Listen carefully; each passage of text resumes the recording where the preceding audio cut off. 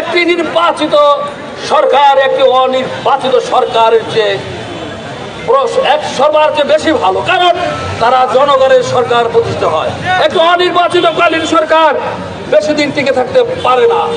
তাই কোন অজুহাতে এই নির্বাচন পিছানো যাবে না।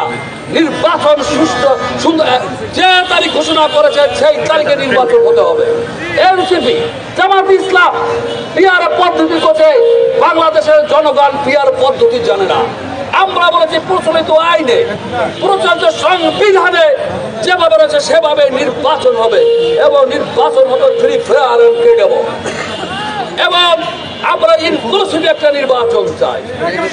সবাই একত্রে আমরা অংশগ্রহণকে উৎসব মুখর পরিবেশে আগামী দিনে এদেশের মানুষ নির্বাচনকে উৎসব মনে করবে, সেই নির্বাচন চাই।